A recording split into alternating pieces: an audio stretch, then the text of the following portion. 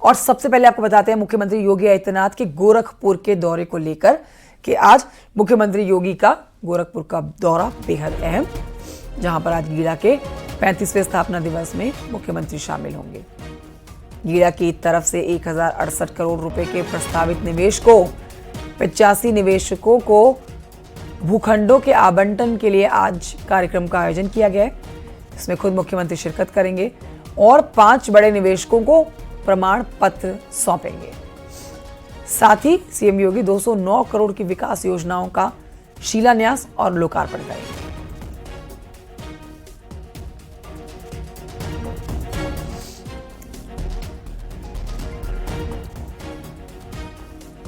इस बीच आपको बताते हैं मुख्यमंत्री आवास पर कल यानी कि शुक्रवार को हुई मंत्रिपरिषद की बैठक में सीएम योगी ने अपने मंत्रियों को कई अहम निर्देश दिए हैं। उपचुनाव में बीजेपी को मिली सफलता को देखते हुए ये बैठक काफी अहम रही, जिसमें सीएम योगी ने मंत्रियों को बीजेपी का संकल्प पत्र जन जन तक पहुंचाने का आदेश दिया। साथ ही सीएम योगी ने हिंदुत्व और सुशासन को धार देने को लेकर भी आह्वान किया। कुंदरकी मॉडल को पूरे प्रदेश में लागू करने की बात कही। बटेंगे तो कटेंगे, एक रहेंगे तो नेक रहेंगे और सेफ रहेंगे के मंत्र को लोगों के बीच पहुंचाने के लिए कहा गया। बीजेपी प्रदेश अध्यक्ष भूपेंद्र चौधरी, महामंत्री संगठन धर्मपाल इस बैठक में मौजूद रहे।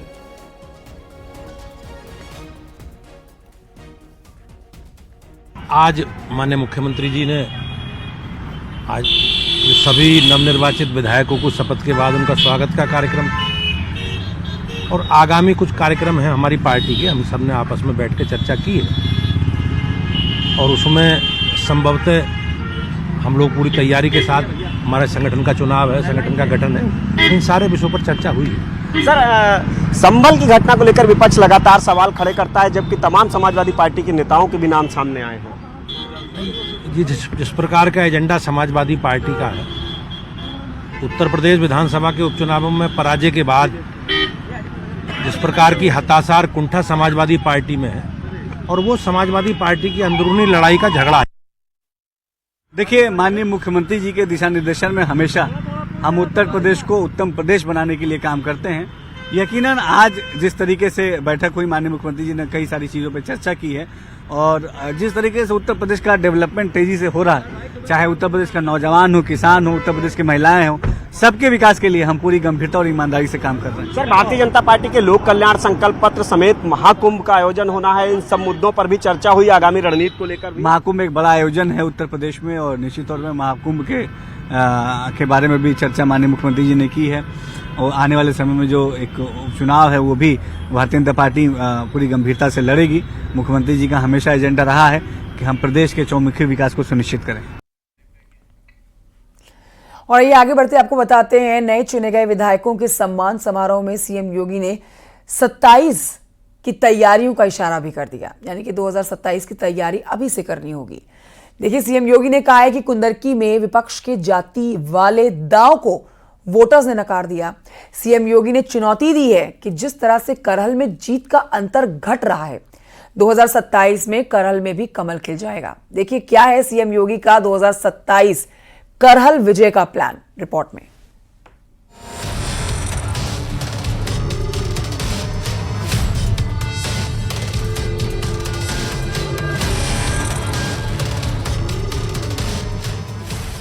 जिस उपचुनाव को यूपी के लिए 27 का लिटमस टेस्ट माना जा रहा था, उस टेस्ट को अव्वल नंबर से बीजेपी ने पास कर लिया।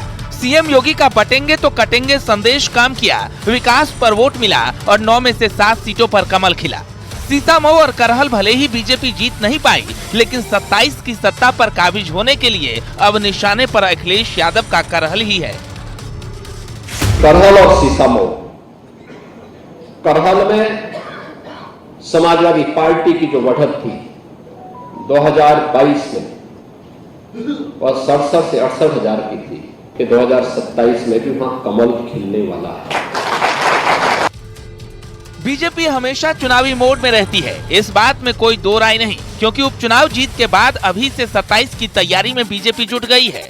लखनऊ में सीएम योगी की अध्यक्षता में हुई बैठक में इसका खाका भी तैयार किया गया, लेकिन अखिलेश के गढ़ तोड़ने के बाद बीजेपी उनके घर में सेंध लगाने की तैयारी में है।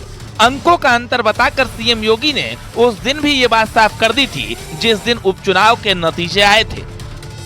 करहल 2022 में समाजवादी पार्टी का प्रत्याशी वहां 67,500 से अधिक वोटों से विजयी हुए थे और इस बार यह अंतर मात्र 14,000 का रह गया है। यानी जो केशव जी ने कहा है कि अगली बार वहां भी कमल खिलेगा, ये इस ओर हम सबको बहुत स्पष्ट कर देता है। जिस कटेहरी और कुंदरकी में बीजेपी के लिए जीतना आसान नहीं था, वहां पर बम्पर वोट मिले। कुंदरकी ने उपचुनाव में रिकॉर्ड बनाया। मुस्लिम यादव दलित बहुल सीट पर कमल खिला तो बीजेपी को पूरा भरोसा है कि करहल में भी कमल जरूर खिलेगा, अभी नहीं तो 27 में सही। कटेहरी में कमल खिला दिया, करहल में भी कमल खिलाएंगे। आज नहीं खिल पाया, कोई बात नहीं, लेकिन आगे 27 में वहां पर भी कमल खिलाएंगे। सीएम योगी की रणनीति ने यूपी उपचुनाव में बीजेपी को भारी जीत दिलाई। यही वजह है कि बीजेपी अभी से 2027 की जीत की योजना पर काम कर रही है। उपचुनाव की जीत है 2027 तक, इसी लय को बरकरार रखना है और इसके अलावा जो संगठन को के जो सरकार के जो कामकाज हैं, जो सुशासन का योगी सरकार का मॉडल है, उसे आम जनता तक पहुंचाना है, यानी कि जमीन स्तर पर पहुंचाना है।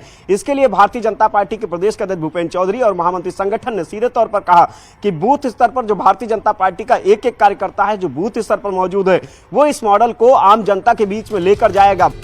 दरअसल लोकसभा चुनाव के जो परिणाम आए थे उससे सपा ज्यादा उत्साहित हो गई, लेकिन जो सीट सपा के पास पहले से थी वो भी उपचुनाव में बचा नहीं पाई।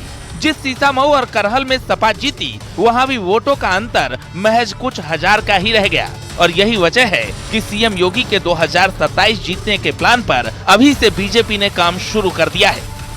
उत्तर प्रदेश के तकनीकी विकास के लिए हमारी प्रतिबद्धता है। उत्तर प्रदेश में लाइन ऑर्डर और बेहतर हो, कहीं कोई दिक्कत न हो।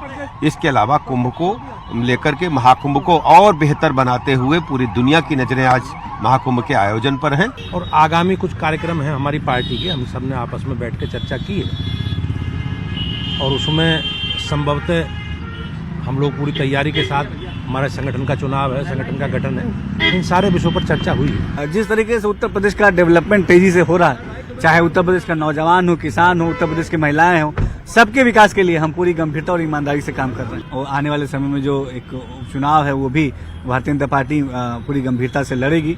मुख्यमंत्री जी का हमेशा एजेंडा रहा है कि हम प्रदेश के चौमुखी विकास को सुनिश्चित करें।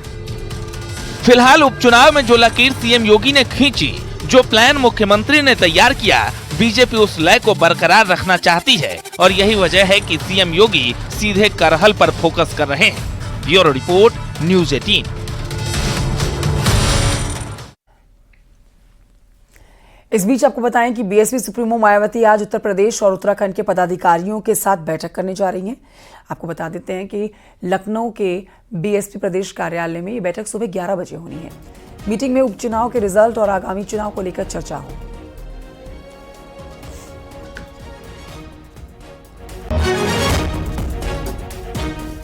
और आइए बात करते हैं संभल की। संभल में पुलिस की कोशिशों के बाद शांति बनी हुई है। देखिए, डीएम ने सुरक्षा के लिहाज से बाहरी नेताओं के आने पर 10 सितंबर तक की रोक लगाई है, लेकिन इसके बावजूद भी समाजवादी पार्टी का डेलीगेशन संभल जाने पर अड़ा हुआ है। सवाल उठ रहे हैं कि क्या संभल हिंसा पर समाजवादी पार्टी सियासी रोटियां सेकने जा रही है? समाजवादी पार्टी का डेलीगेशन संभल जाता है या नहीं, इस पर असमंजस की स्थिति बनी हुई है। इस वक्त हमारे साथ समाजवादी पार्टी के वरिष्ठ नेता माता प्रसाद पांडे जी मौजूद हैं। सर, आज आप संभल जाने वाले थे, क्या फैसला लिया गया है? अभी तो कोई फैसला नहीं लिया गया है। अभी तो संभल जाने का तय था।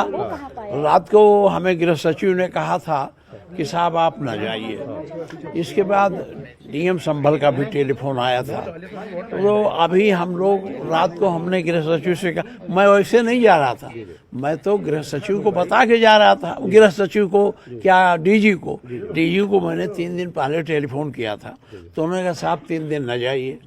तो मैंने कहा ठीक है। फिर मैंने परसों पूछा कि साहब अब जाएं, तो उन्होंने कहा साहब का जुमा है, वहाँ स्थिति खराब हो सकती है, आज आप न जाए। तो हमने कहा ठीक है। तो कल जुमा खत्म हुआ, आज जाने का निर्णय लिया। तो अब कोई जब उनसे पूछ, आपको ये बता देते हैं कि संभल को लेकर अखिलेश यादव के सोशल मीडिया पर एक पोस्ट जारी किया गया है। संभल जाने से रोकने पर अखिलेश यादव ने पोस्ट किया है। एक बड़ा अपडेट आपको इस पूरे मामले में दे रहे हैं। क्या कह रहे हैं अखिलेश, जानिए। प्रतिबंध लगाना बीजेपी सरकार की नाकामी, संभल प्रशासन पर एक्शन ले सरकार, अखिलेश यादव ने कहा है। ऊपर से नीचे तक सबको सस्पेंड कर दे सरकार, जान लेने का मुकदमा भी दर्ज हो, अखिलेश यादव कह रहे हैं। ये प्रतिबंध लगाना भाजपा सरकार के शासन, प्रशासन और सरकारी प्रबंधन की नाकामी है। ऐसा प्रतिबंध अगर सरकार उन पर पहले ही लगा देती जिन्होंने दंगा फसाद करवाने का सपना देखा और उन्मादी नारे लगवाए, तो संभल में सौहार्द शांति वातावरण कभी खराब नहीं होता, कभी नहीं बिगड़ता। भाजपा जैसे पूरी की पूरी कैबिनेट एक साथ बदल देते हैं, वैसे संभल में ऊपर से नीचे तक का पूरा प्रशासनिक मंडल निलंबित करके उन पर साजिशन लापरवाही का आरोप लगाते हुए सच्ची कार्रवाई करके बर्खास्त भी करना चाहिए और किसी की जान लेने का मुकदमा भी चलाना चाहिए। भाजपा हार चुकी है।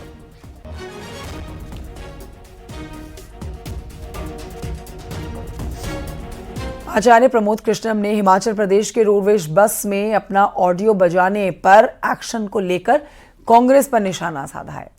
प्रमोद कृष्णम ने सोशल मीडिया पर पोस्ट करके पूछा है कि क्या हिमाचल में इमरजेंसी लागू है।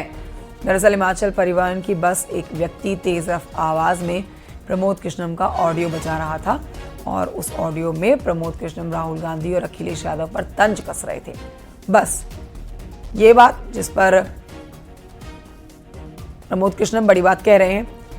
बस में सार्वजनिक तौर पर ऑडियो बजाने को लेकर हिमाचल परिवहन विभाग ने बस ड्राइवर और कंडक्टर से स्पष्टीकरण मांगा है।